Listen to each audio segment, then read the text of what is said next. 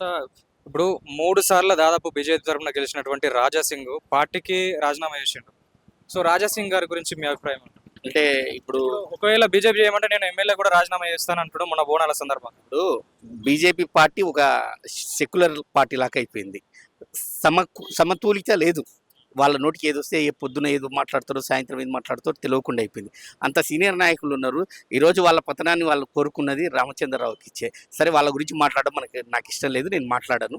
భారతదేశంలో పబ్లిక్ ఏదో రోజు కనువిపయ్యే రోజు వస్తుంది. ఆ రోజు ఈరోజు ఒక మాట మీరు చెప్తున్నారు, 11 ఏళ్ళ నుంచి భారతదేశానికి రామజన్మభూమి 370 ఆర్టికల్ చాలా బ్రహ్మాండమైంది, చాలా బ్రహ్మాండంగా చేసిండ్రు.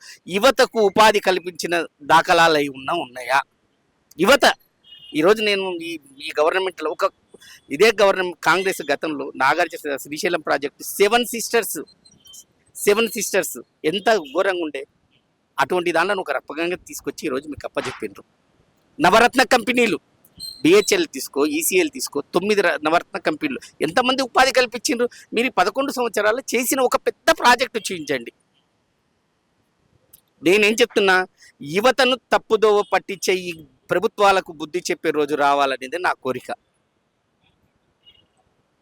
యువత చాలా దీన పరిస్థితికి మతతత్వం పెట్టేది మీరే, చిచ్చు పెట్టేది మీరే. ఈరోజు 7 స్థానాలకున్న ఎంఐఎం దేశం మొత్తం వ్యాపించింది నీతో. ఓన్లీ 7 స్థానాలే చేస్తుండే ఎంఐఎం. ఈరోజు దేశం మొత్తం నీ రాజకీయ కుట్రతోన, కాంగ్రెస్ మీద ఉన్న కుట్రతోనే దేశం మొత్తం చేసినావు.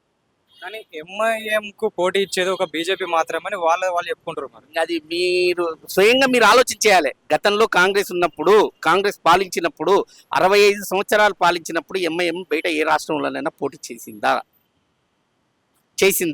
అంటే బీజేపీకి ఎంఐకి ఏమన్నా మధ్య పూర్తి స్థాయిలో అండర్స్టాండింగ్ ఉంది. వాళ్ళు ఒక చెప్పేది, ఈరోజు ఆమె మాధవీలత దర్గల మీద బాణం ఎక్కుపెట్టే పోయి దర్గల పోయి పూజ చేసే చూసారా మీరు అది వీడియో? ఎక్కడ ఉంది చెప్పండి, ఎక్కడ ఉంది చెప్పండి? మొత్తం ఇదంతా ఓట్ల రాజకీయం అంటారా? ఓట్ల రాజకీయం. ప్రజలు మారాలి, ప్రజా అవసరాలు తెలుసుకోవాలా, ప్రజలకు సమన్యాయం చేస్తేనే ఈరోజు ప్రజలు సుభిక్షంగా ఉండాలి. ఏదో మన ఓటు రాజకీయం కోసం ప్రజలను పావులుగా వాడుకొని ఈరోజు ప్రజల అవినీతి దాడులకు తర్వాత రకరకాలుగా వాళ్ళను ప్రోత్సహించడం కరెక్ట్ కాదు. ఈ మాధవీలత గారు నిజంగా ప్రజల కోసం సేవ చేయడానికి రాజకీయాలకు వచ్చిందంటారా? అది మీ అంతరాత్మ తెలియాలి. విరంచి హాస్పిటల్లో ఎంత బిల్స్ వస్తాయి, ఏం కథ అనేది మీకే తెలియాలి. మీరు ఎన్నోసార్లుగా దాని విషయంలో కొట్లాడిండ్రు. ప్రజాసేవ చేయాలంటే ఉన్న ఆస్తులన్నీ, రాజకీయ నాయకులు ఉన్నారు కదా, వాళ్ళ ఆస్తులన్నీ ప్రజలకు దారదత్తం చేయనండి. బతికేది చిన్నది, ఒకటి కావాల్సింది ఎంత, పొట్ట బట్ట 2 నడిస్తే చాలు. వీళ్ళకి 1000 కోట్లు ఏం చేస్తారు? ఇప్పుడు ఈమె మొన్న ఎక్కడైతే హైదరాబాద్లో కొన్ని ఏరియాలలో ఇక్కడ గుడి ఉండే ఇదంతా ఆక్రమించారు అని చెప్పేసి కొంతమంది దగ్గరికి వెళ్ళి ఆమె గుడ చేస్తుంది. ఒకటి గుర్తుపెట్టుకోండి, నేను ఏంటంటే ఆమె గుడి ఉన్నది బాగుంది, అంత బాగుంది. మజీదులకు పోవాల్సిన అవసరం వచ్చిందా? నువ్వు పొయ్యేదాని ఉంటే ఈ మాట మాట్లాడొద్దు.